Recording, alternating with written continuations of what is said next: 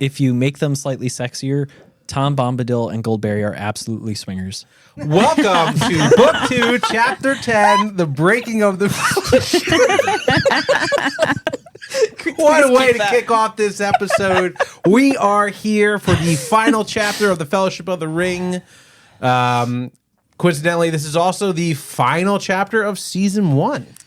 I know we're all quite excited to be here, quite excited to have finished the first part of the Lord of the Rings trilogy. I know I am so freaking ready to talk about this book.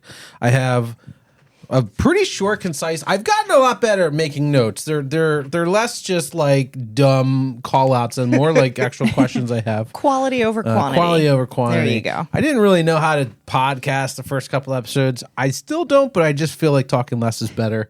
So I have less things for me, which is good. I approach it from the other direction. Yes, You sure I do. I know. So I want to ask you, how does it feel to have finished the book? I feel really good. I feel kind of annoyed a little bit. Why?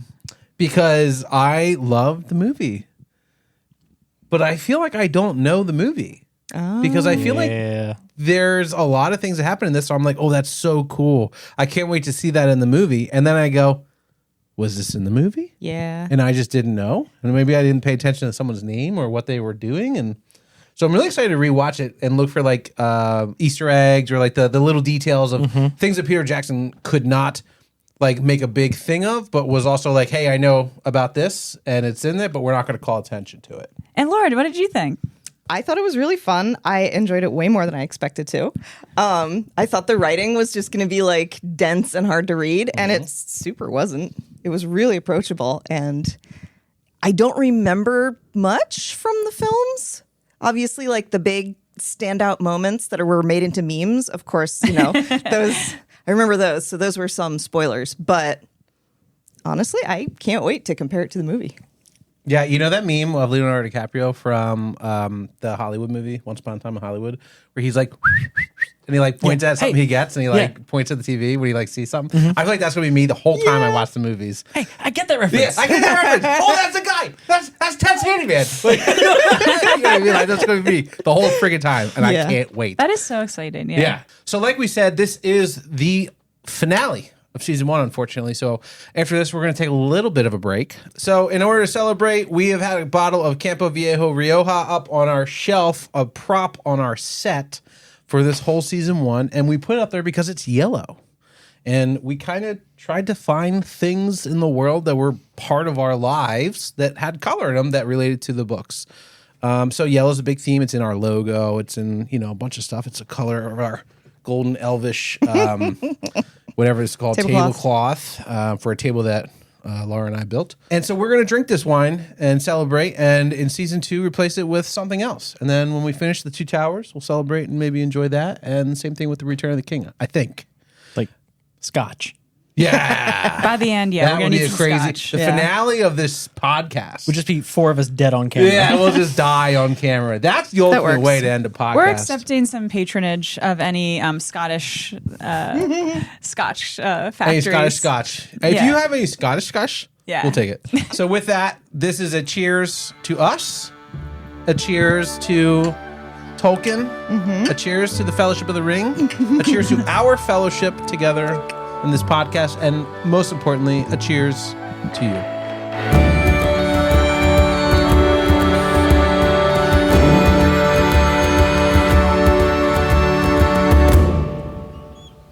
So last chapter, the Fellowship journeyed by boat down the Anduin River and passed through the barren lands.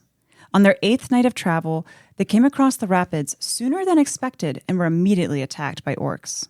While they hastened to the western shore, the Fellowship was engulfed by the shadow of a large winged beast, which Legolas brought down with one arrow, and the attack ceased. The next day, they re-entered their boats and continued to the falls of Rauros. When they reached the lake before the falls, the Fellowship made camp, where they must decide whether they continue to Mount Doom or go to Minas Tirith. And guys, this is it.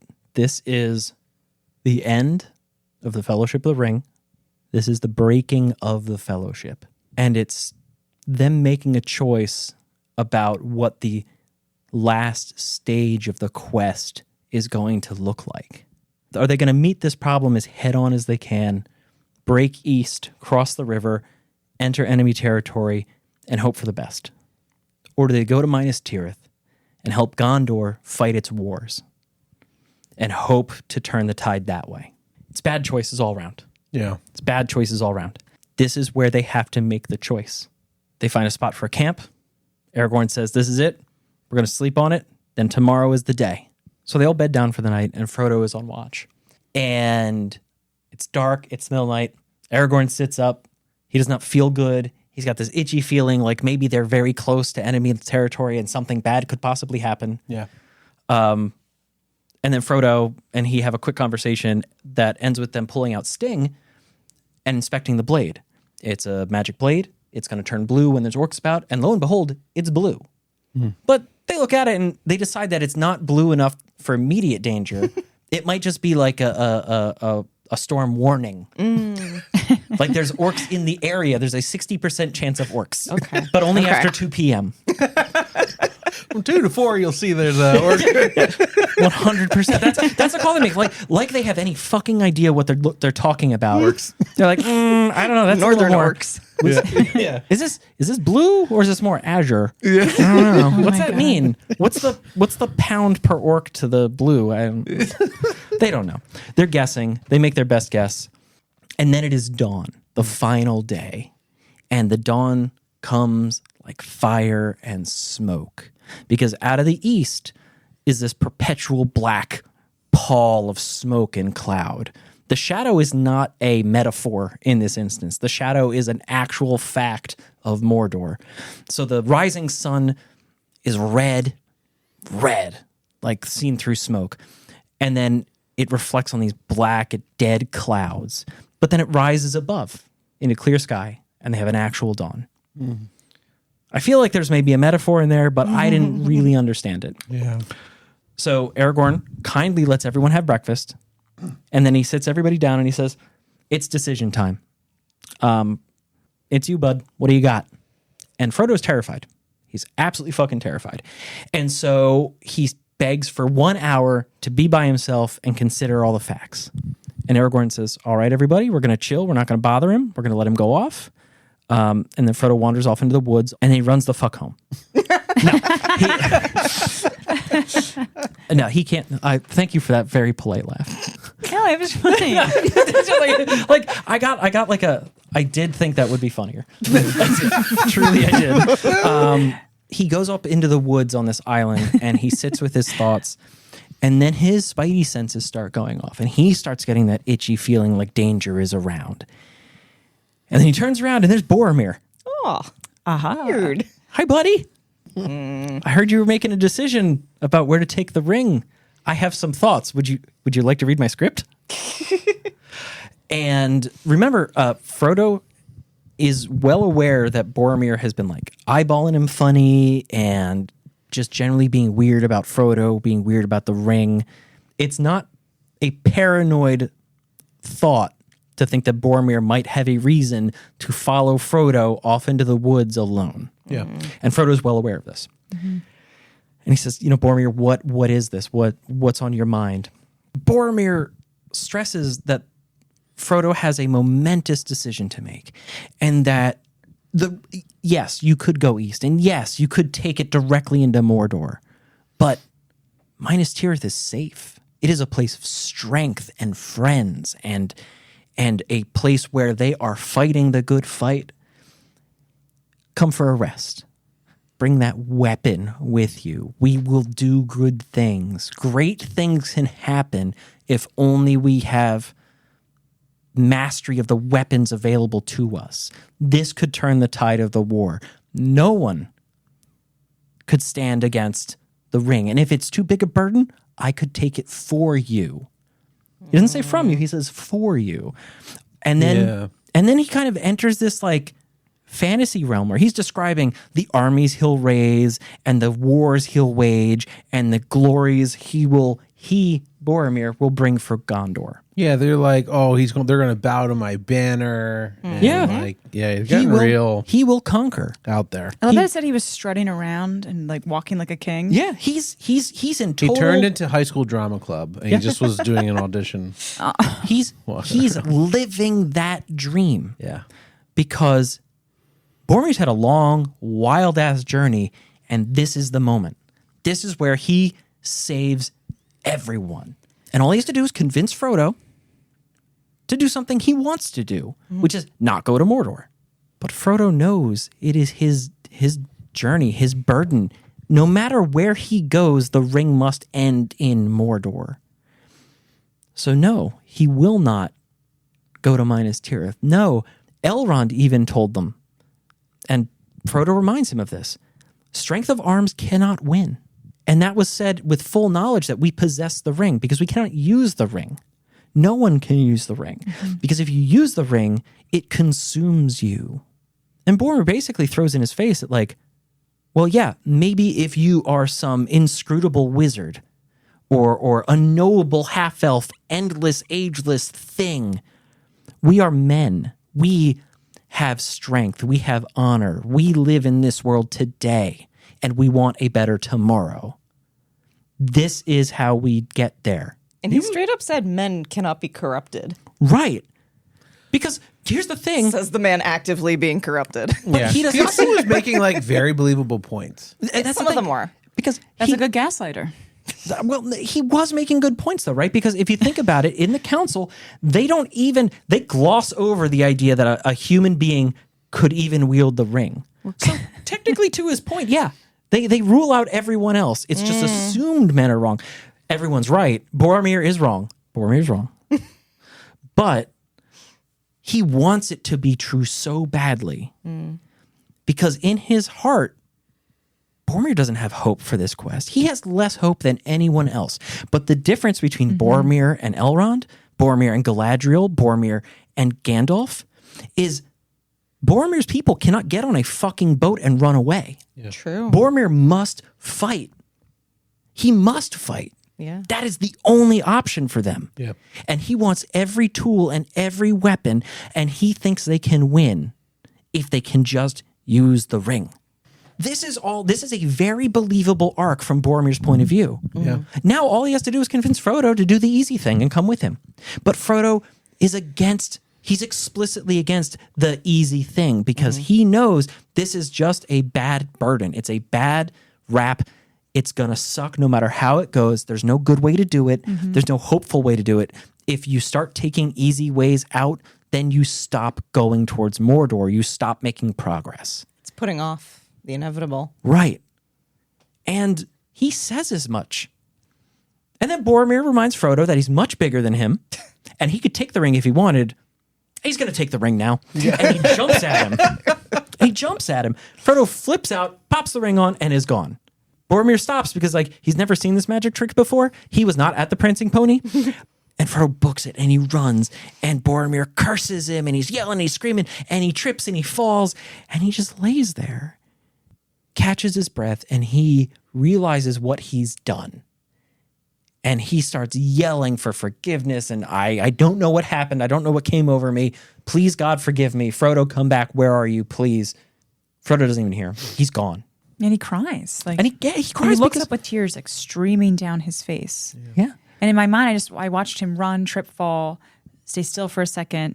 Boromir. And then Or yeah, Frodo. Boromir. Yeah. No, Frodo's invisible. Boromir. He's gone. I was like, my heart was like hurting in this moment when he looks up and he's crying. Yeah. So I want to believe that the madness wore off and he just came out of his trance and he was like, oh my God, I fucked up. But I also am like, when someone, if Frodo was a woman, classic move for someone to be that way, to then be like the victim. I don't know what happened. I was just being crazy. They ran away because I was scary. It's like, oh, now you're the victim? I actually got very heated. I can't wait to just dive into this. We're going to have a big discussion about this. Yeah, this is going to be great. I was like, I how love this. dare you cry? I felt the same way. But so Boromir has this moment though, and he does cry because regardless of how he got there and what his thoughts are now and what his desires are at this moment, No matter how you frame victory for Boromir in walking into the scenario, he's fucked all the way up. Everything is worse now. Because now Frodo is running and he's scared and he's invisible, I guess. Frodo runs and runs and he's just out of his mind with terror. The emotional strain on Frodo must be enormous, and it must be this building sense of doom, because Frodo clearly knows exactly what this whole fucking thing is about. Yeah. He knows that this ends with him on a one-way trip to a volcano somewhere with no hope of even getting that far, but he must do it anyway. And now the only people in the whole ass fucking world who are supposed to be helping him are now trying to drag this thing away from him. They're going to murder his ass in the woods. They're turning on him. They're turning on him. The ring is corrupting the people around him already. They're not even in Mordor yet. They have not even decided to go into Mordor yet. Much like how the ring, the roundabout, corrupted Pat. Well, you know what, Chris? I went right, which in this context would be minus Tirith. Oh, there you go. You make the wrong decision. Yeah, about that. Okay, we can discuss that one too. But so Frodo's running at this point, right? He's fleeing, and then he finds himself coming up to the top of the island, to the top of the hill, the top of Amon Hen, and he finds this set of pillars with a throne on top and some stairs to get up into it. All right, why not? It climbs the stairs. Why shouldn't I? Exactly. And so he goes up and he sits in this chair. He occupies this space at the summit of Amon Hen, the Hill of Seeing, the hill of the eye of the men of Numenor. It's like a magical place. Like from this point, he can see great distances. They say like seeing things on a table. He's all of a sudden he's got Google Maps and he's got the satellite view and he's got Street View and he's looking around. He looks north and he sees the misty mountains like broken teeth. He looks west and he sees the plains of Rohan and like the black spear that is the Tower of Orthanc, which is Isengard, which is where Saruman is. He looks south and he sees the shining sea that he's never seen with his own eyes, but he sees gulls and birds and boats and the whole fucking deal. Yeah. And then he looks east and he sees terror and darkness. It's just Pippin. And he sees these things, but everywhere Frodo looks is war. The Misty Mountains are crawling with orcs like ants out of an anthill. Mirkwood is chaos of elves and beasts and men, and there's fighting and all kinds of... Legolas made the right choice to leave home when he did. Moria has a cloud over it. We knew that already, but it's a terror. Lorien has smoke at the borders. I hate that. Yeah, it was so sad to read. Yeah, it's all coming to pass. All of their worst fears are coming to pass. In Rohan, horsemen are moving here and there. They're doing everything they can. Isengard, there are wolves pouring out of Isengard. And then east is Harad. East is the Far East, the far countries. There's corsairs, there's pirates on the sea. There's endless lines of soldiers marching from the far, far distant east, servants and allies of Sauron. An endless supply of warriors to destroy Gondor. It is all the power of Sauron in motion at this moment. These are all of the things that Elrond says they cannot fight. It's all of the things that are currently strangling hope in every corner of the world. But then he sees Minas Tirith, this seven-walled mountain city, strong, powerful, covered in flags and steel, and Frodo feels hope. Like there is somebody fighting. There's somebody capable of taking this fight. Maybe Boromir was right. But then he feels his eye drawn unwillingly east, and then he sees a second tower, stronger, more powerful than Minas Tirith, past the ruins of Osgiliath, over the river Anduin, to the horror that is Minas Morgul, to Gorgoroth, the Valley of Terror, the very gates of Mordor, to Mount Doom, and the reeking horror and fire and smoke and physical evil that is Mordor. And then to Barad-dûr. Yeah. Wall upon wall, tower upon tower, a mountain of iron, a mountain of a fortress, a heart of strength and evil, and all hope goes out of Frodo. All hope leaves him. There is no contesting this power in Mordor. Is it Frodo supposed to go to like a volcano? Yes, Not the tower. not the tower. The tower is very close. Okay. The Is the volcano, the Cracks of Doom, Mount Doom, is that like in Gorgoroth? Or is that just where Sauron lives and the Mount Doom is a different place? Because I was getting them mixed up for a quick second when I was reading this, and I was like, oh my God, he's got to go there. And then I was like, oh, wait, he doesn't have to go there. I don't know what most of the words mean, to be honest. He's going to Mount Doom. That's a different place. than Yeah, I what know we're Mount Doom. saying. Would you say Mordor was a county or a town? Mordor is a large country. Country. Got it. Large country. There's a lot of names. So, like France. how do we break down the geography of this? Mordor is a country ringed by mountains, hundreds of miles across. Okay. The country is. Mountains of shadow and ash and terror. And Tolkien took a shortcut with geography because some of the mountains run due north-south and some of them run due east-west, and they make this really neat corner box, right? And it exists in the southeast of Middle-earth. How convenient. Really super convenient. It's amazing. And in that corner, in the northwest of Mordor, there's a gap in the mountains. Gorgoroth. That is the Valley of Terror. So Gorgoroth is a valley? Yes. Okay. And that's where the gates are. the 'Cause black that would like gates let of you Mordor. get into the country of Mordor. Yes. Okay. Okay. And then in the whole northwest corner of Mordor, so pretty near the gates, is Mount Doom, Okay. is the volcano, is the place where the ring was made and the place where the ring must be destroyed. Yeah. And not very far south of that at all is Barad-dûr. So that's the geography of Okay. it. Thank you. Appreciate that. That was helpful. Yes. Also, and I think this is mandatory, I would advise everybody to check a map. It's pretty cool. Well, when in his fake book, the map gets cut off. He Oh, doesn't even have the full map. Yeah, his book doesn't even have a map. oh, buddy. Mine is the map of center Earth. Centerland. So, you know what else is in Barad-dûr, though? What? The Eye of Sauron. Oh, It is this. Frodo becomes aware of this oppressive presence, and it's searching for him. And Frodo's got the ring on. Frodo's in the fucking zone. He is there. The terror becomes unreal because this eye looks around, and then it finds Frodo. And Frodo throws on his hood, and he tries to pretend his best that he's not there, and he's shitting his pants terrified.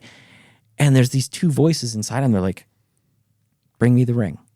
Bring me the ring. Bring me the ring. And then the other voice going, take it the fuck off, idiot. just take it off. Just you have this other option. There's two options. Take this option. And in this like one moment of lucidity, Frodo pulls the ring off. And then the presence is done, and he takes a breath, and he realizes that all of those horrible things he saw, all that hopelessness, that bleak land, that sure death, that's what all these people signed up to do with him, and Frodo will not do that.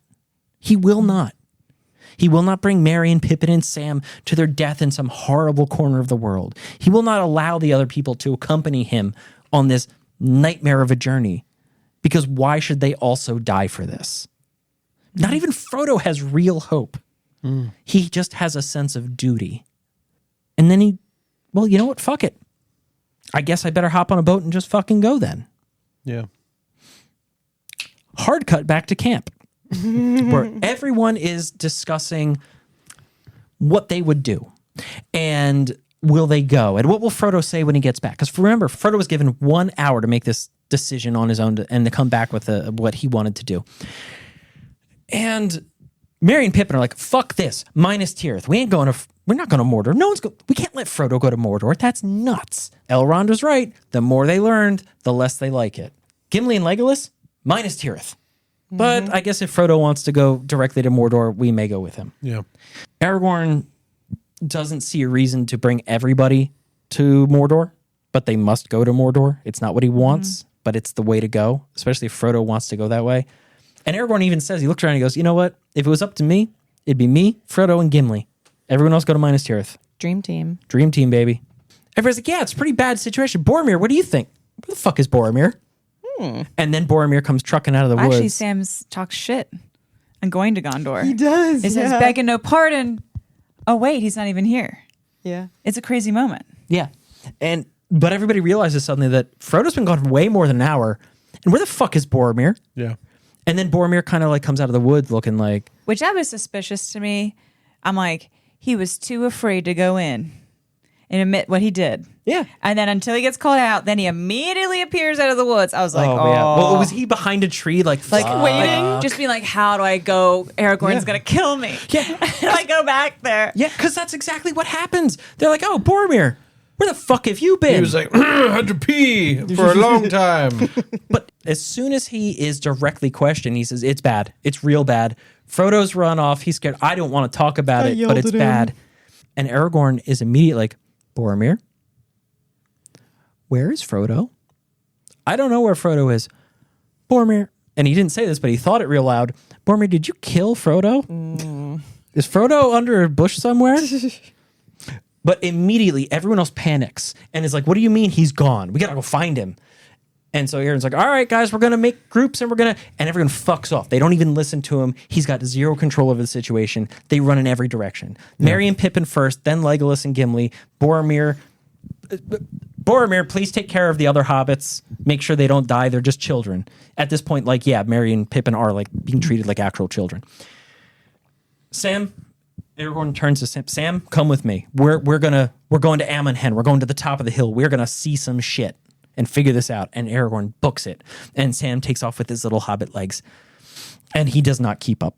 And he's huffing and puffing and having a shit time. And he realizes he's not going to catch Aragorn. And he says, well, use your brain. You know Frodo. Frodo was never going to bring other people. Shit, even as far back as the Shire, Frodo meant to go it alone. So what's he going to do now? Oh, fuck me. He's going to go for the boats. He's going to make it alone. Sam, get back to the boats. And Sam runs his chubby ass back to the boats. He gets to the camp just in time to see a boat wiggle its way out into the river and start to turn. And Frodo, I'm coming. Don't leave without me. But I don't know. Maybe he's in the boat. Maybe not. I don't know. But Sam cannot swim. He wings himself into the water and immediately starts to drown. And then you hear from the boat a voice go, fuck. All right, I'm coming back. Chill. And Frodo, who is invisible and is indeed in this boat, grabs Sam, pulls his head out of the water, has him cling to the side of the boat, and says, well, if I can't leave without you, let's get our shit together and get all the way the fuck out of here. We're going to Mordor. And we're not bringing anyone with us. We're not letting anybody else join us. This is our problem. And we will solve it. Or not. But it will just be us. And Sam goes and grabs all his bags and some extra food. They throw it in the boat. And they get in the boat together. And they paddle it out into the river. And they paddle as hard as they can. And they make it to the far shore. And the final stage of the quest has begun. And that is how the book ends. Book 1 of 3. But truly, the Fellowship of the Ring ends that way on a harrowing, lonely note.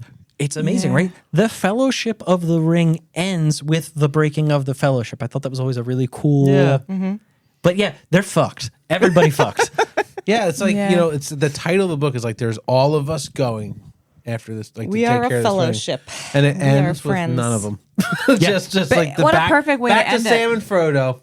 It's really funny to think that without help, the ring would be under a barrow somewhere. But after about almost 20 years, Or in a Frodo is tree. finally setting out with the ring. Yeah. He inherited it almost 20 years ago, and he's finally now going. It never really hit me when I read it the first time that it took that long for him to go to Mordor. Yeah, he was slow. Slow and lazy on that one. Like even this chapter, he's like, I need an hour. I was like, of course you fucking do. Yeah. It is a very heavy question. I'm not belittling what he went through. But, Yeah. But I mean- classic Frodo. Yeah. Also, he's from Aragorn's point of view, he already gave them breakfast to make their decision. Right. Like he was like, we're gonna do this now. No, please, I don't want. Nobody thought about it over breakfast. They were They were thinking about eating. how good the eggs were. They're like, nice job, Sam. No, I'm just kidding. Well, this is a pretty hefty chapter. I got a lot of things I want to talk about. Let's dive right into it. In the beginning, Frodo looks at Sting. Sting once again saves their butts. Yeah. Dude, this might be... I don't know how Tolkien came up with this idea. It is a genius idea. It's like its own character. To have your weapon glow the closer danger comes with like a color. I'm not a big reader. Maybe this is like taken from another book or something, but like this is such a unique trait for a sword. I'm a big sword guy. I own swords. Funny story with that sword. I'll tell you sometime later if you're on the Patreon. It's a good story. It's crazy. But I just thought that that's such a fun, unique characteristic of the sword. And I really thought that like it gives Frodo a sort of advantage. Well, not only an advantage, but it's like an invincible partner. You know? Like everyone thinks their sword has their back. But the reality is it's just how good are you at wielding your sword. He actually has a sword that has his back. Yeah. Yeah. True. What it does not do is tell him when Gollum is around. And the reason I say that is because one of the things that didn't really come up this chapter is Gollum. Yeah. They hand wave him away in like the first paragraph. And Aragorn's like, nah, I don't think he's here. And if he followed us, he's being real sneaky and staying low. And that's it. No more Gollum. They don't bother with him for this chapter. He's kind of like, we got bigger problems. Right. Yeah. Yeah. Like the sword once is that blue. sword started glowing. Sword's blue. We'll deal with him later. He's not a big deal. What I really liked was that Aragorn knew there was something wrong before he even saw the sword. Like, I guess from just being a magical ranger, he's got this innate sense of danger. It's pretty cool. As a ranger in Numenorian descent, he also has a relationship with nature and animals. And he's a tracker. He can look at tracks. And so imagine orcs going through an area, the effects of that on the grass, on the wind, on the trees. I feel like he's just attuned to that. He sensed it on the wind. You know what I mean? And there's even this line that's like the day came like fire and smoke. Yeah. It just I sets the loved tone for that that. line. It was so descriptive. It's just a simple way. And it's really like he picks up on that immediately. Yeah. Because that's like his special thing, So does an orc count as an animal then? I'm not saying that. No. What exactly about the orc is it that's No, I'm causing saying- any character? Is it the smell of them? Is it the I was blood? saying probably the way they stomp on the ground and like the tracks and the a scents. vibration in the earth? Like Are what you is- saying what makes Sting what is glow? Sting detecting? In the, Oh, in- I thought you were talking about Aragorn. I'm like, I was not saying Yeah. that he How does has Aragorn detect orcs? I wasn't saying He that. looks I was at 'em, saying the idiot. effects of orcs. Well, they reflect light, and he perceives that as color. I was saying the effect they have on nature. He picked Right, up on right. what it was doing to nature. I was Okay. not calling Yeah. them an animal. No. Well, to be fair, they are animals. I mean, yeah. Orcs are not canonically animals. Correct. We have wargs for that. True. that came up in another thing I was just reading about. What? I don't know what it was. It was like a Reddit fantasy thing, and it was like, oh, a warg would took, and we were talking about like universal lore, Yeah. right? And I was like, oh, that's so funny. Tolkien's Works from like medieval times. It's like from King Arthur. Yeah. It makes sense that it would be from the medieval times because that's what my point was when I read warg, I already knew what it was. I didn't. Well, like the second time he's saying. Well, we're talking about the smart people over here. Fuck off. It's all right. It's all right. Smart, or just like we've read more books. We're well read. We're just well read. Yeah. We're well read. And we make good choices. Apparently, I'm less We do. well read than Chris. We have excellent taste in literature. Yes. Even my fairy smut. I was going to say, your stuff's a little spicier than Lord of the Rings, but we're I read there. this. I We're read there. this But I Steve go Jobs all biopic. over so, the you gamut. know. I read Yeah, yeah. everything. Okay. So the point I wanted to make about that, though, is what's interesting about Tolkien is that he was a professor of like Middle English. So language and history, and that kind of explains where we are with this old book he wrote to justify a language he made up. But what he does is he consciously took elements, and yeah, you guys are probably going to rip me up for that, but consciously, at least at some level, what he did was he wove all of these common cultural lore things, these fantastical creatures, trolls, orcs, magic evil wolves, rings as a concept, elves. He did an amazing job with making elves his own in the way he did. But the point is that he took a lot of common cultural items and he wove them together in not necessarily a new way, but in a way that had not been done in his time. And that's a huge thing about The Lord of the Rings, is that when Tolkien was writing these things, this was not a common theme to write on. Fantasy? Like high fantasy as we think about it. Arthurian legend is about as close as you would get to that. Yeah. Or folklore. Like that's it. It's those two kinds of things. Grimm's fairy tales. Grimm's fairy tales. Yeah. I think the absolute closest you get is the story of Grendel. Because you get kind of this like, what? You don't know Grendel? Do I know this?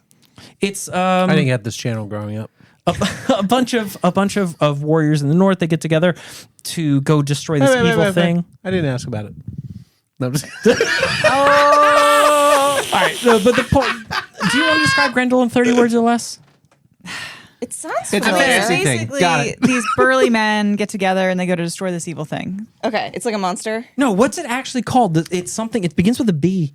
Beowulf. Beowulf. That's it. Yes, that's Okay, it. That's I would have I know understood Beowulf. Beowulf, I knew Grendel's the monster's name. You Okay. said Grendel, So let me like go I back. know Let me go there's all the a way back. story. You guys Yeah. told me like how to say it in like less than 10 words about. I mean, it's Yeah. Grendel, Gandalf. I Beowulf. mean, Okay, so I'll go back. Beowulf. Beowulf, Bombadil. Yep. Bombadamdillo. It's this heroic story that involves old, monsters and right? trolls. Right. Yeah. Very, Really very old. 1,000 years old. Yeah. So Tolkien's resurrecting this entire genre of storytelling and making it contemporary and presenting it to a new audience. And that's part of the magic of what Tolkien did. Yes. Yeah, it's very cool. And made it his own too.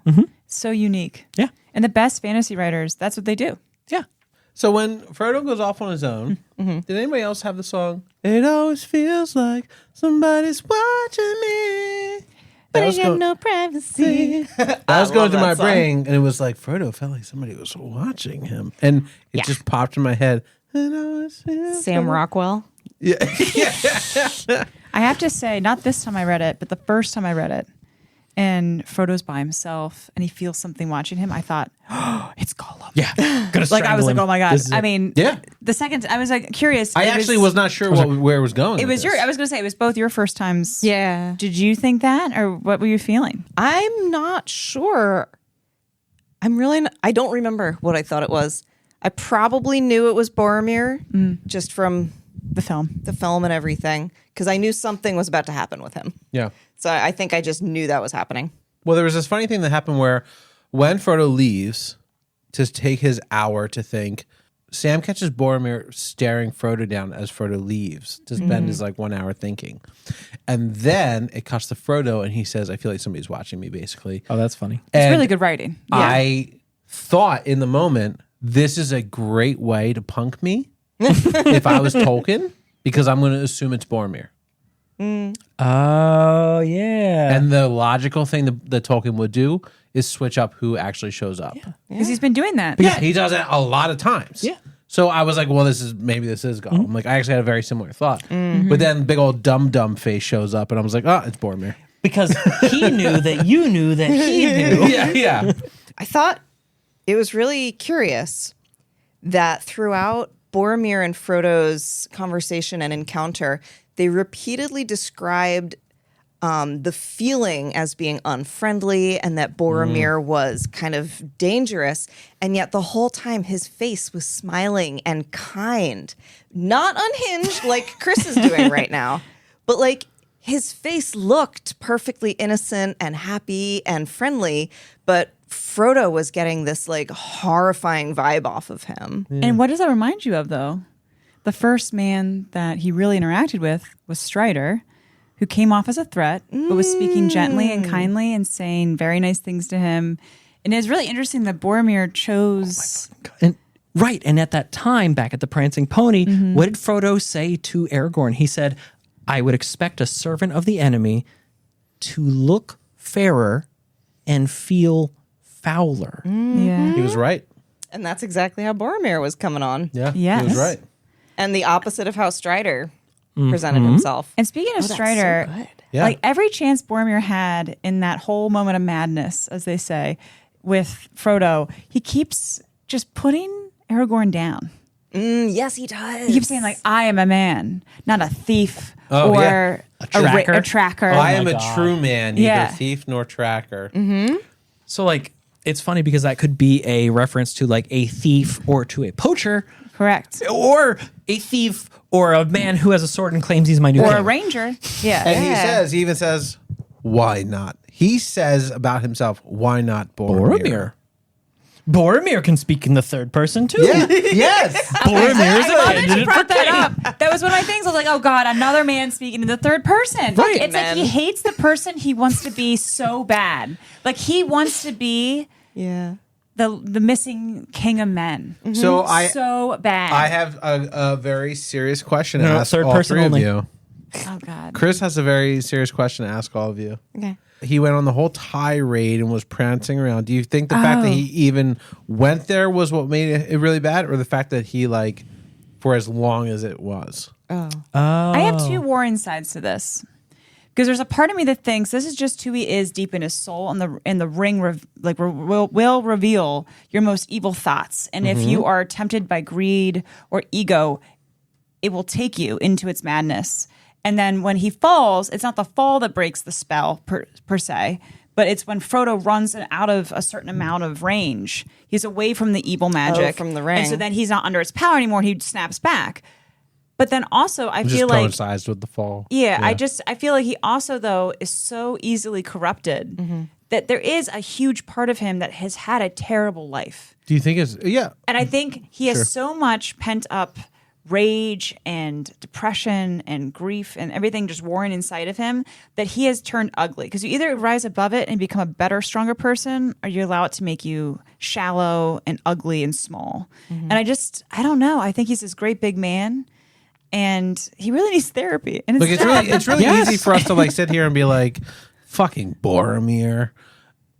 But I want to know what about that interaction was the crossing the line in the sand. Was it that he even went there, or that it lasted as long as it did? So I heard you. What about you, Pat?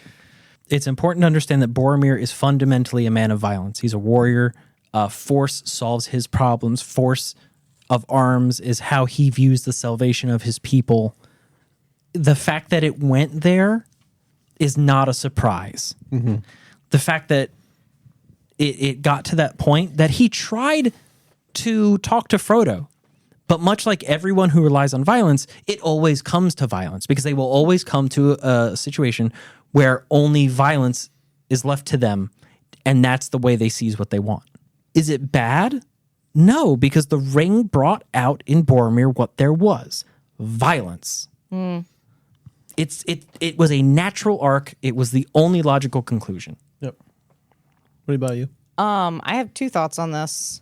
The first was when at the very beginning of this conversation, he says, "I wish to help you. You need counsel in your hard choice." Yeah. So he starts off on a real bad foot, saying, "You need help. You can't make this decision on your own." But he's So, not wrong. That's Which a I bad love, way though. to start. But he needs counsel. He needs counseling. So Yes. of course, he's going to project that onto someone else. Obviously, He Boromir says, needs "Will to go you to not therapy. take mine?" Yeah, so- But when he really crosses the line is when Frodo says, "I'm afraid, but I'm glad to have heard you speak so fully. My mind is clearer now." Oh, fuck. And Boromir's like, "Oh, that's great. You agree with me." And Frodo's like, "You misunderstand me. Now I know where you stand. Yes. I know what you're about." That is when Boromir loses his shit Yeah. and becomes completely unraveled.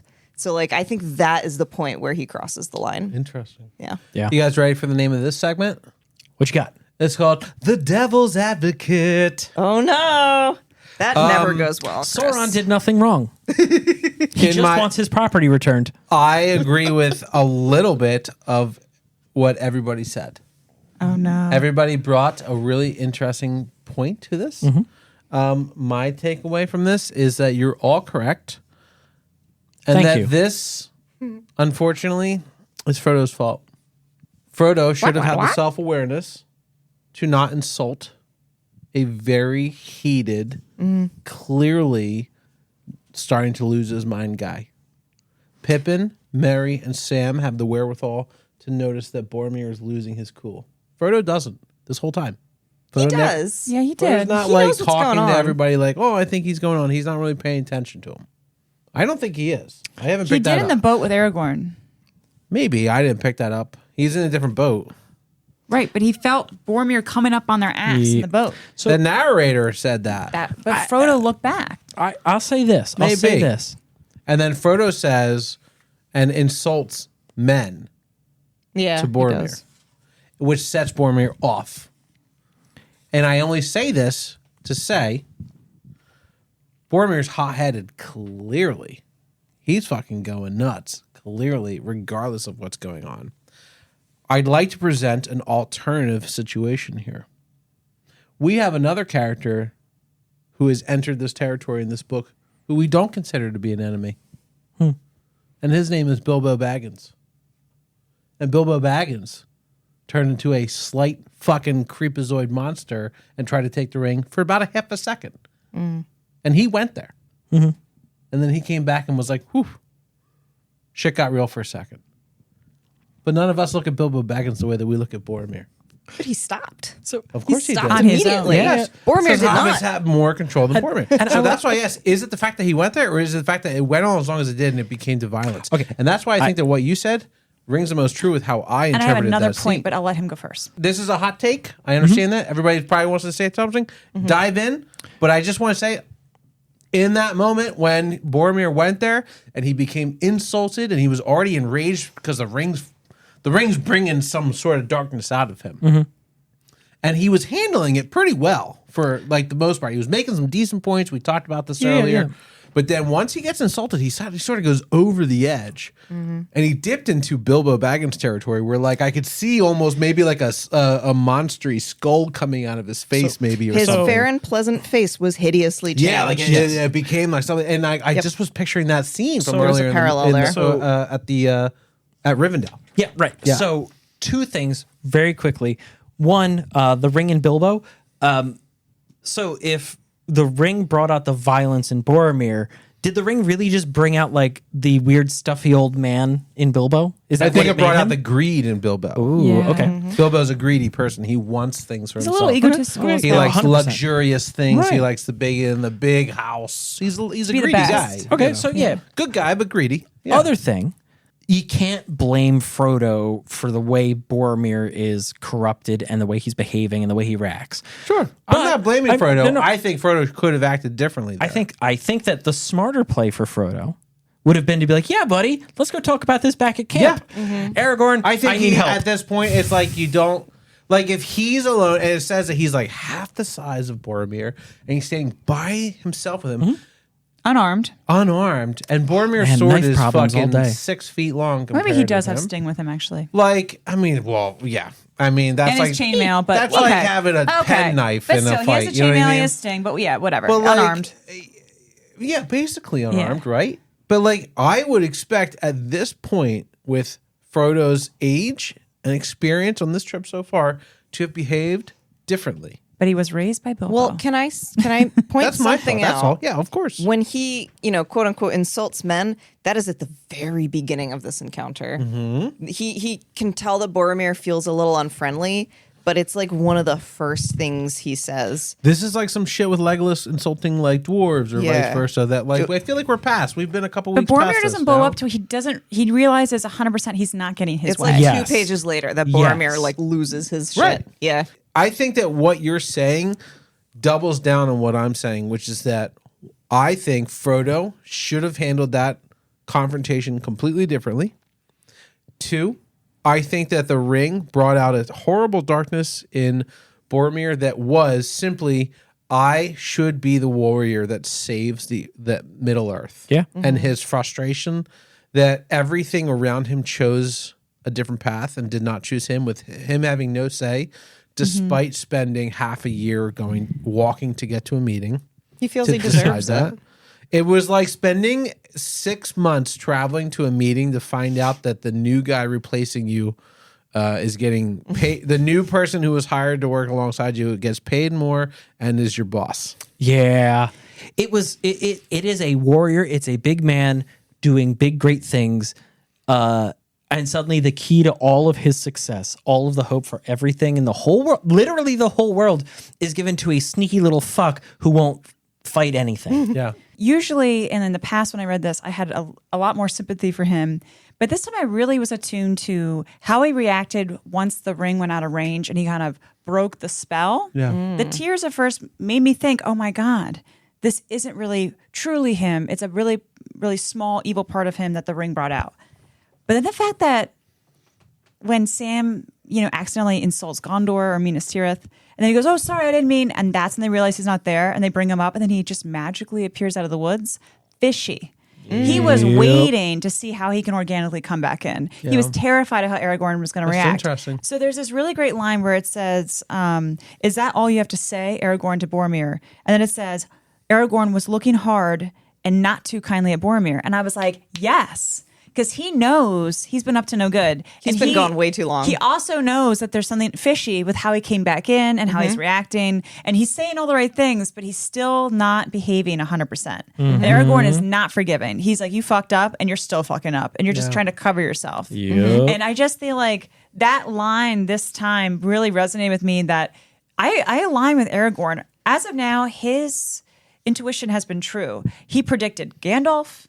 He predicted every monster that's come onto them. He always knows when an enemy is near, and he is locked in on Boromir. And I'm just like, yeah, you know what? I used to have empathy for him. I don't anymore. It Hot seems like take, just I know. about- Hot take, but I don't. yeah, it seems like just about everybody has caught on to Boromir's weirdness. Except for Legolas, who's just silent. Legolas Yeah, doesn't yeah. give a shit. Yeah. I was empathizing with Frodo really hard in this during that whole interaction, because I'm thinking there's fight, flight, and freeze is typically your options in a situation where somebody just starts getting scary. And Freeze tag? I'm a freezer. No, not freeze tag. Regular freeze. Just That's freeze tag. It's just Tina. Tina. See, I have a So I'm fight a or freezer. fuck. Flight or fuck? yeah. No. That's not good. No, that's really bad. I either scared. run I'm away or turned I start on. having sex. No, it's either Whoever's in the room, sorry. Girl, guy, warg. two wargs, one. Two wargs, one hobbit. Oh no! We eat the warg, two Wargs, one took. hobbit. Let's revisit Frodo's reluctance to bring his friends into the heart of Mordor, right? Yeah. He talks about how he doesn't want to bring the hobbits in. He talks about how there's no reason to bring the strength of men, and he knows Boromir's not going. And in this whole thing, when he's justifying to himself running off, he does not even consider Legolas and Gimli. They don't even rate. They're just like, fuck them.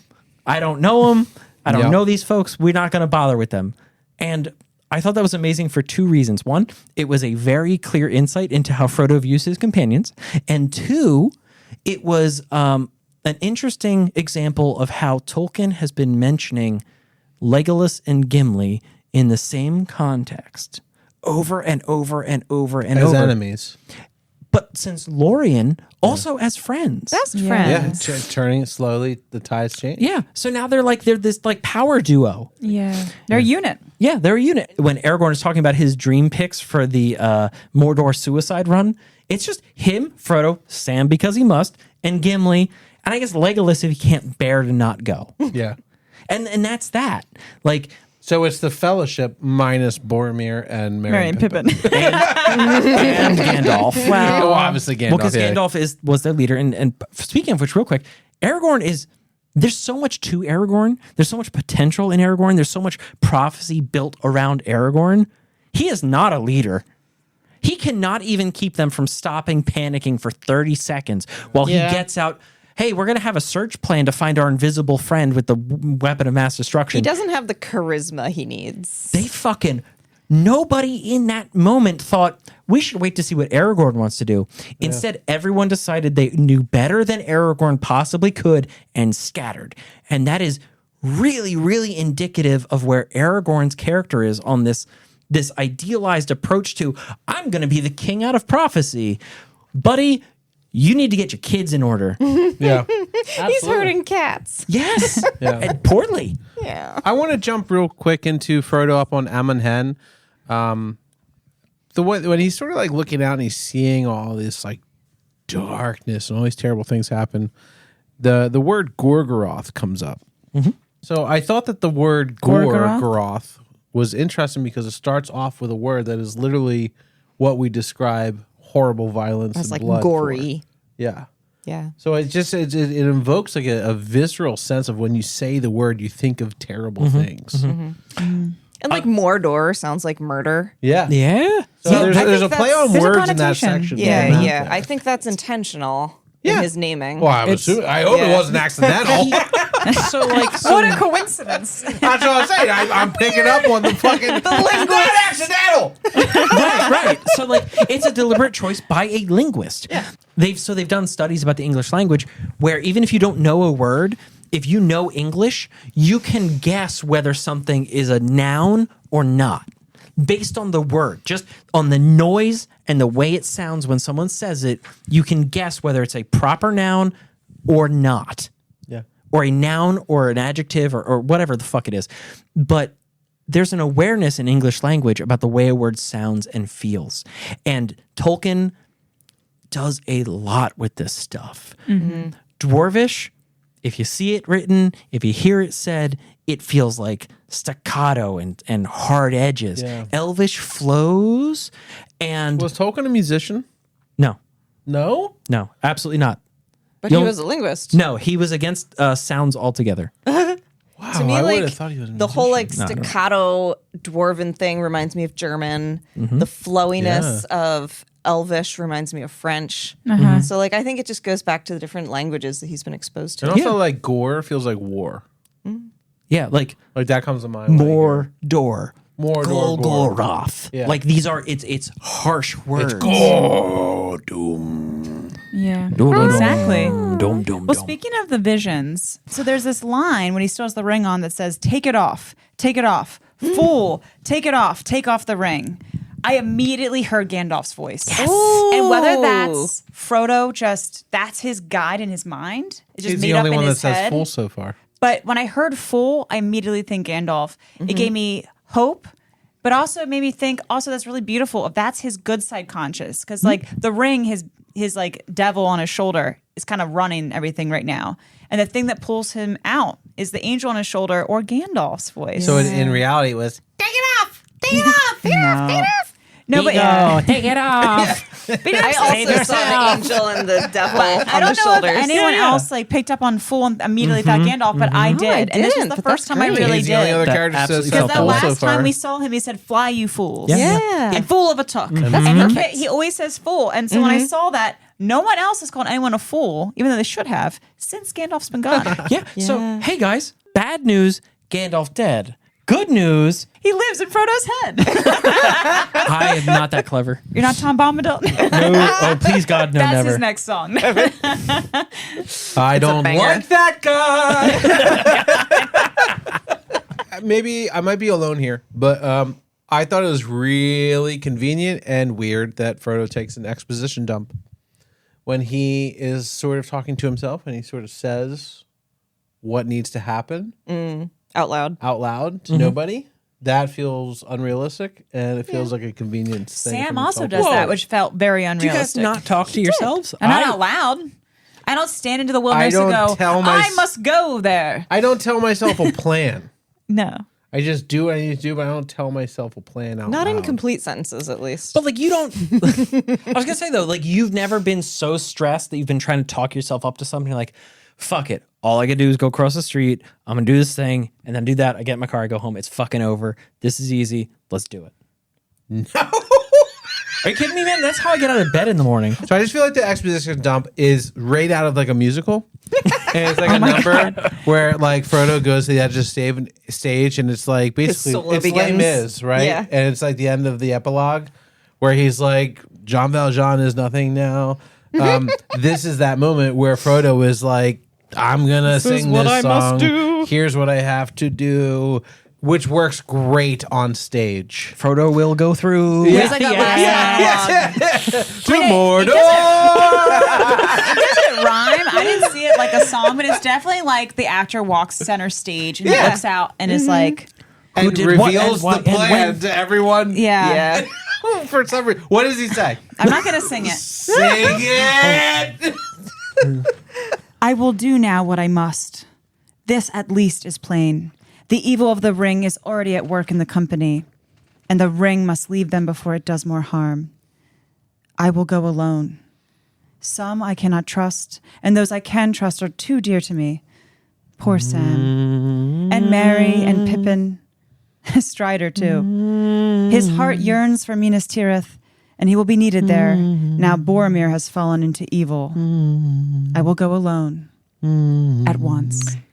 He says all that out loud. Yeah. And he literally doesn't. That's what we call in the film industry an exposition dump, where you take a shit out loud for everyone to hear what you're going to do, and it's very. shit out loud. It's literally like something that we look down on it in society. Yeah. But like, It's often in film, and this is when you can the always tell when voiceover. you sort of see this and you go, well, that was convenient. does this not, in this moment, reinforce the idea that Frodo is fucking alone? He's Yeah. talking to himself. He's talking to everyone who's going. And by the way, is just him? I can, yeah, because I can count. I can count. There were Elrond chose 9, right? Yeah. Who did Frodo talk about? So we're good. Frodo will pass for himself, but he said Merry and Pippin and Sam and Strider, And Boromir's fallen. and Boromir's a bad apple. Who's the two he left out? Who's the 2 he left out? Yeah, exactly. I just thought that was interesting. Also, Sam to himself after he rolls down the hill also does a monologue. Fuck, ass, Yeah. son of a bitch. As you Sam does a lot of talking out And he loud. goes, "Whoa, Sam Gamgee!" That's his first line to himself. Whoa! He's a dread pirate Roberts or whatever. Yeah, that's it. Oh, I love that for him. As you wish. Wait, I actually adore Frodo as Buttercup. Frodo Cup. My name is Princess Frodo Cup. Buttercup. 2 Frodos. And he really just leaves Gimli and Legolas out. And we don't Yeah. get a very good idea of what their position is and what their feelings are.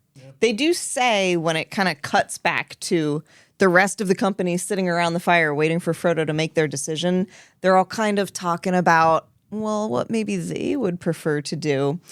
And something really stuck out to me here. I don't know if anybody else picked up on this. Gimli says he would prefer to go to Minas Tirith. And he says, we were only sent to help the bearer along the road and really go no further than we wished.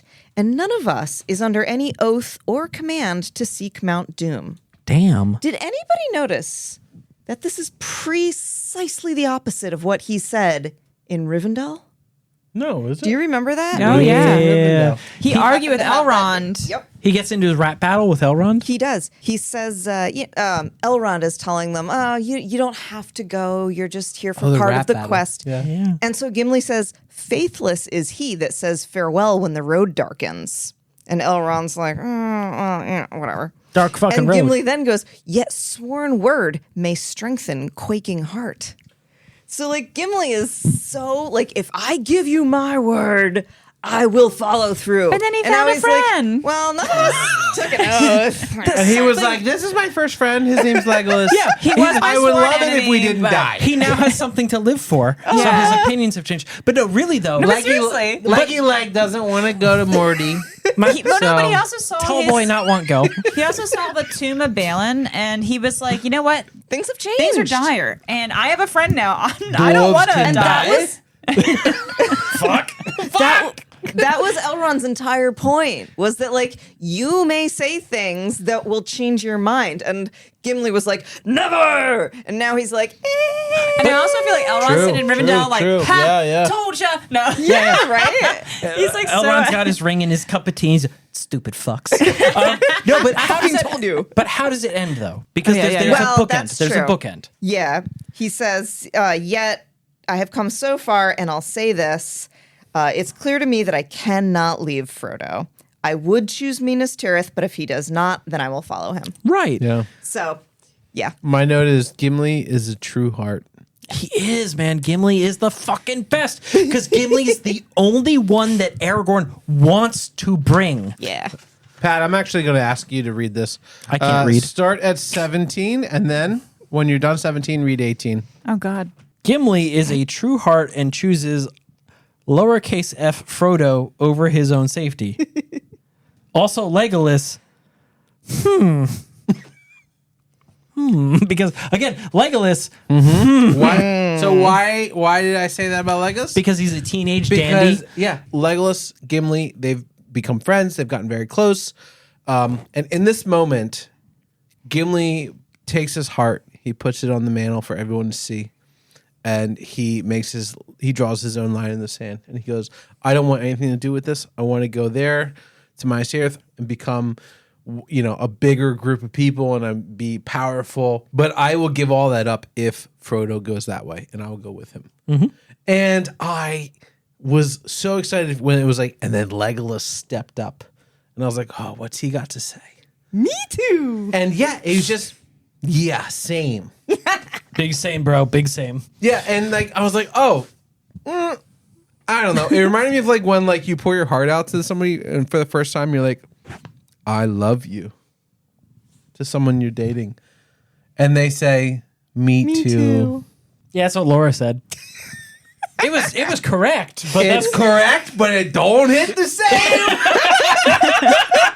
It don't hit the same, and you go, oh, "Okay." yeah, fair. Fair. I'm gonna. And then just 1976 Incredible Hulk just starts playing, and you walk into the rain. Yeah, but that was 20 years ago. Yeah. So anyway, that's what I thought about that scene. So you have Legolas, you have Gimli, you have these people that have become very close friends to Frodo. But the reality is, there's only one person that really knows Frodo. And Aragorn even calls it out, and he says to Samwise, but he's like, you clearly Know your master. You know your master best. And the thing is that Sam is ultimately become Frodo's best friend. To the point where Sam flings himself into a body of water when he knows he cannot swim. Oh my God, To yes. be with Frodo. Yeah. And Frodo in that moment Beautiful moment. has to relive the trauma of his childhood past when his parents drowned and makes the choice to save someone he loves, and he can. I didn't even think about It's that. so fucking heavy and deep. Yeah. And it's just, I read this and I was like, oh my God. Like Frodo for a second holds. That's why your memory rules, because you remember that and I forgot. I also just say too, a listener and person who's a fan also talked about this, and I was like, when we were talking about that in the beginning, I thought, Yeah. oh my God, this makes the end of the book so much deeper, because in the very beginning of the book we find this out. They also said this, and I was forgot like, I about can't wait that. to share this as well, because it's like such a deep moment, and it means so much more when you remember the very beginning of Frodo's story in the beginning of the book. And he chooses to save someone he loves, and actually has the ability to. Holy shit. And That so is wildly insightful. That's fucking this is why I love this project. I've been reading these books for 30 years. Like, it's such a, like, I'm going to tear up, and I dropped my book. And all I can bring to the table is water, the eternal foe. Yeah. Like, what the fuck? Oh, that's so good. On that, Goddamn. I had a note on that subject that, like, right in that moment, I wrote down, I think we can all agree that it's very clear in the writing that when Frodo is up on Amon Hen and the eye sees him and he, like, hides and the voices are in his head and then he takes the ring off and things lighten up and they become clear. After all of that, take it off, fool. That whole fucking scene happens and he walks away. There's a moment where Frodo's walking away with no ring on and says, I'm going to put it back on. That's how terrified he And is. puts it back on.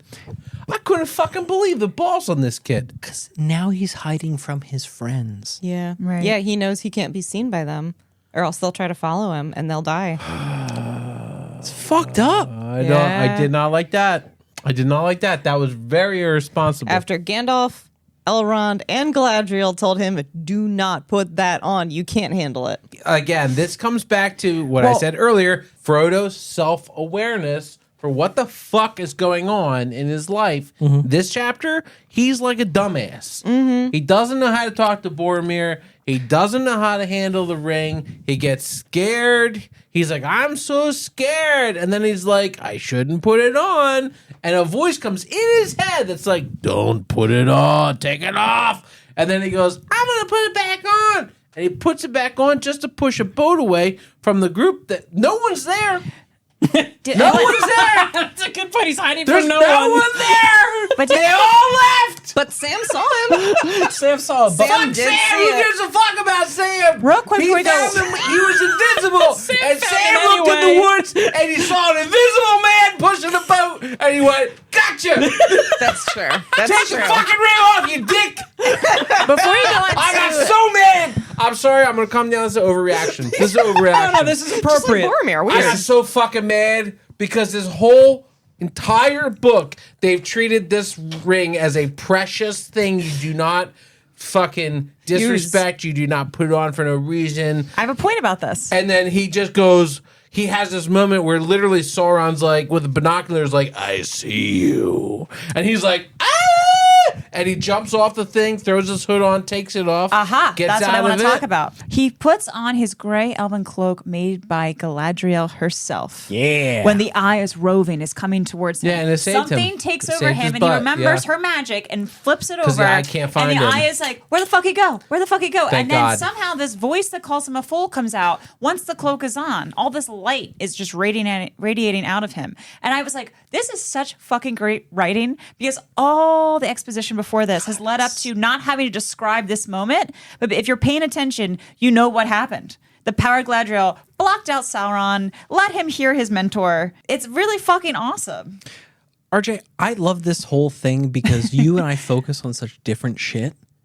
I did not pick up on that either, but that's so obvious now. I learn something every single time. Same from you and all you and you. guys Like talk. all of you guys. Yeah. I'm learning shit every time we do this. This is I why you should discuss fucking your love it. favorite books with your friends.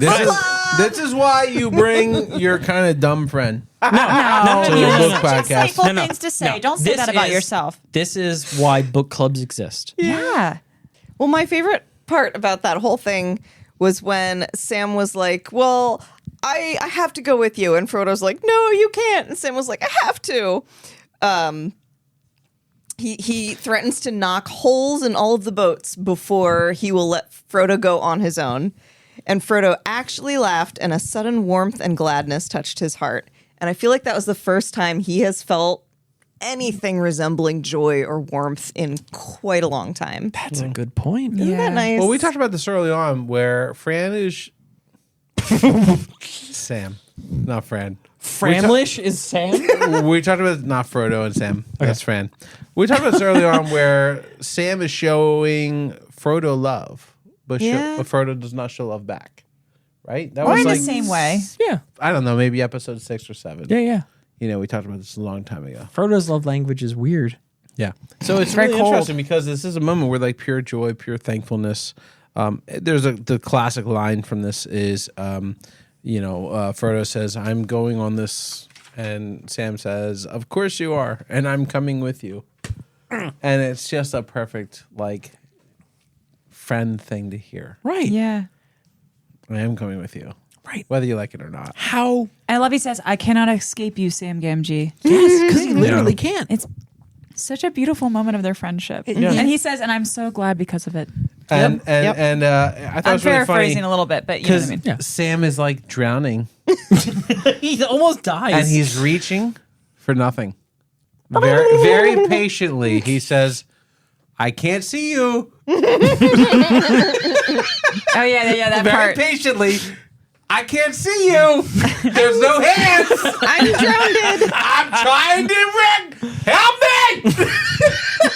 Because Frodo's like, take my hand. And Sam's like, where? Yeah, he's just like Ray Charles in the water, like, Oh, just no. fucking grabbing whatever's available. It ain't happening. Right. And They- it's a crazy end to the chapter. Yeah. And they reach the Eastern Shore. Yeah. They begin the final stage of the quest. Yeah. But where the fuck are they going? They're going to a place of evil. Mount Doom. It's like doom, doom. Yeah. Where they're going, there are more doors. Oh God. Christopher. I refuse to engage with that pun, but I respect thought of that the other day, and I've been saving it. it. So, Chris, I don't know how stick many with volcanoes murder. you've been to. More dirt. There's murders. Let's stick with murders. Really, though, the question is like, where the fuck have they gotten to? Yeah. They've gotten to the Eastern Shore. They've gotten to Emyn Muil. They've gotten to the Brownlands. They've gotten to enemy territory.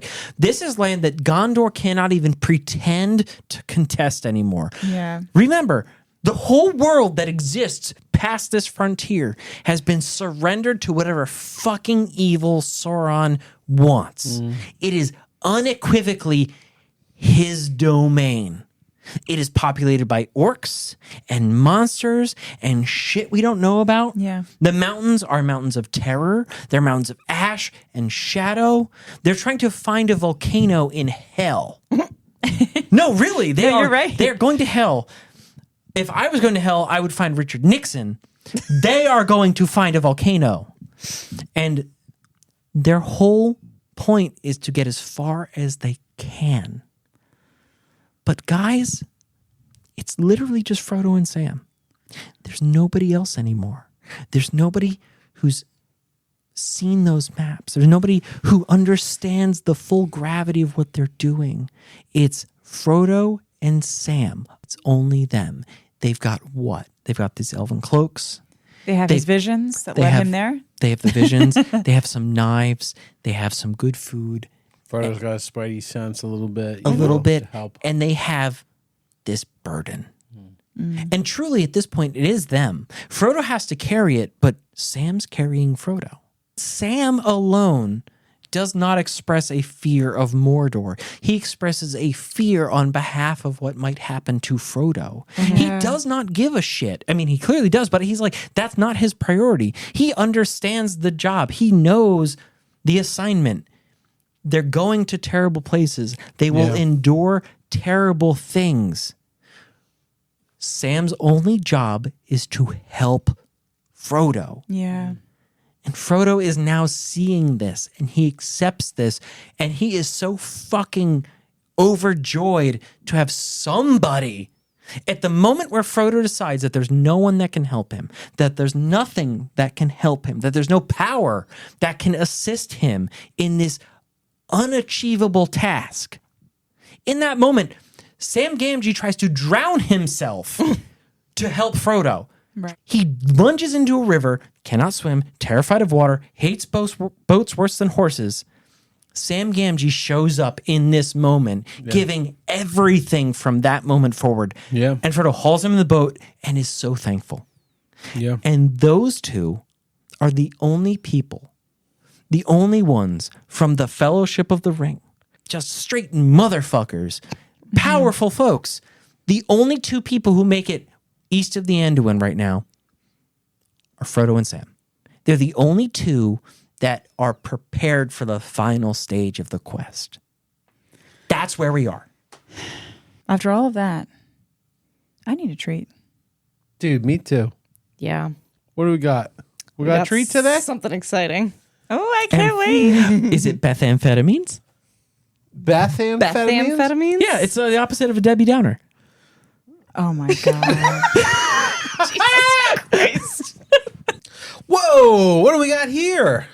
These are bringing us back to Frodo's vision. These are Eye of Sauron cupcakes. Ooh. Dude, They're just Eye of Sauron, but in a cute and totally adorable miniature version. I love them. Yeah, they're awesome. These remind me of the Eye of Sauron but I feel like that's cheating because I've only seen it from the movies. I mean, yeah, that's But- where I got it from. This is like exactly it. Why, thank you.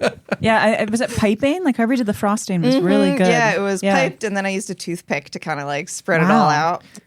Cake decorating is my thing. So this Yeah. is a yellow cupcake with No, yellow. it's a white cupcake. Okay, it's a white cupcake with yellow frosting on Yep. top, and then you did like a cat's pupil, like black iris in the middle, and then coming off of that is a riot of reds and oranges, like fire. You know, you ever get seafood where it still has the eyes, like shrimp? Like that's A I don't know. branzino? Yeah, I don't know why, but there it is. I really do not like that my cupcakes remind you of shrimp. Eyeball shrimp. What's So the- The eyeballs of dead sea bugs. The funny thing about these cupcakes is that one of them has an M80 in it, Oh my god. and it will blow up when you eat it. Oh, Chris, you just talked us into cupcake roulette. Oh yeah, Where you do like 3 of the cupcakes have like frosting inside, Yeah. and then one of them has mayonnaise. Oh, yeah. Oh god, that'd be so bad. No, thank you. No, thank you. All right, I guess we're just taking one. Yeah, are we ready to eat an eyeball? Yeah, especially after that. Boy, These look very good. I'll hold one up. Everybody hold yours up for the camera. Wait. sea bugs. This is like Mad Eye Mooney, but like if he had pink eye in his shitty eye. Oh my god. It was a cat. And he was like, Chris, you look like you should be in an eye drop commercial. clear eyes. All right, let's dig Digging in. I think I'm getting frosting all over my microphone. Sorry, Better Chris. than microphone all over your frosting. Is it? Oh, actually, I think I said the She's a same thing. versatile person. She could do both. This is really good. Oh, there's jelly in it. Oh, you What- the jelly one? What's the jelly? It's for the blood. She's like, it is blood. These are really good. I actually just cut myself really bad. They're very light and sweet. Yeah, this is nice. This is really refreshing. So, Chris, you don't have the mayonnaise one. The question is, whose blood is playing the blood? That's raspberry preserve, and it's meant to be the blood of Sauron. Yeah, but The also blood of Christ. Blood of Christ. Blood of Frodo? Sam? Oh no. I mean, if the priests are allowed to grab a bottle of wine and say, this is the blood of Christ, why can't I? I guess only one of them got it. I Well- did make 12 cupcakes and randomly chose Well, the if ones Mary that got and used. Sam and Frodo have been taken, Uh-oh. that leaves Pippin for you. Fuck. The baby. Just a baby. I don't want to go to Mordor. I changed my mind.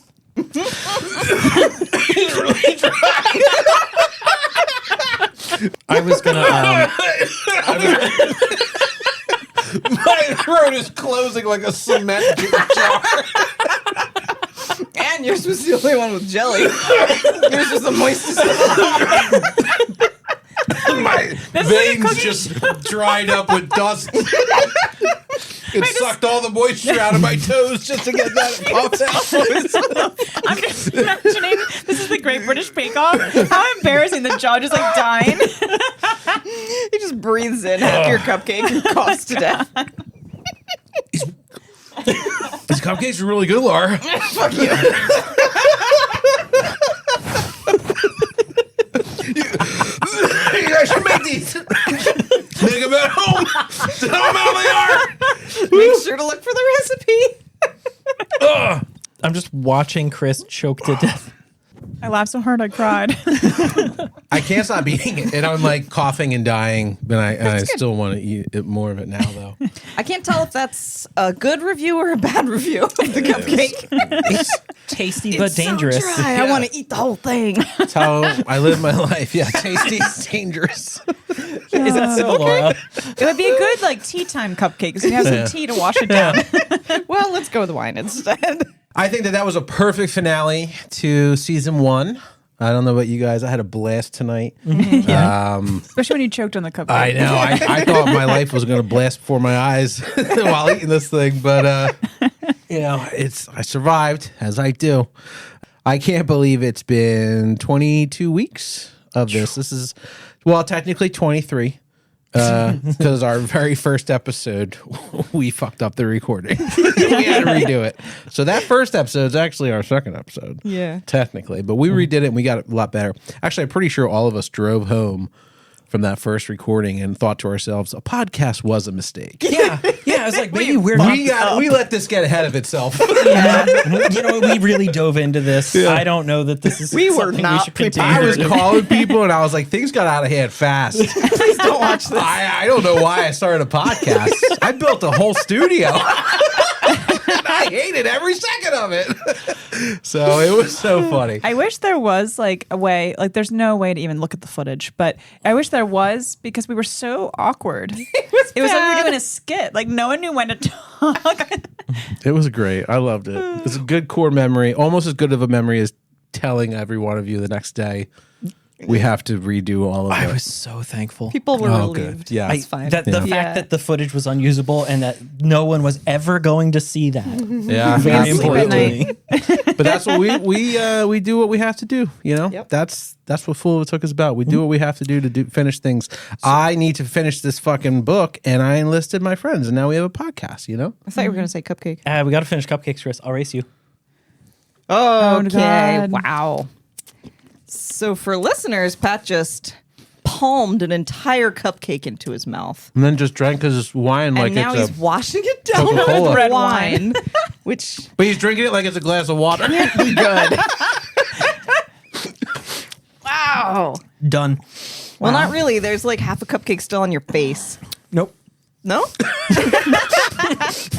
If it made it, it made it. So if you're with us now, Oh, that's Still- a shitload of frosting. dude, it's all over your lips. It's disgusting.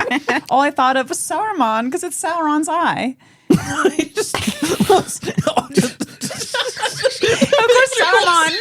Sauron all over his lips is such an ass kisser to the darkness. I get it. But it's now. a- That's Eyeball? why Saruman was so upset when Gandalf saw him because he was like, "What's up?" He was wiping Sauron off him. Oh, God. I hate that my mind's like this. Wait. What's Saruman's full name? The white. Classic. Oh, God. Anyway, if for you're the- still with us at this point, you guys are truly the heroes here.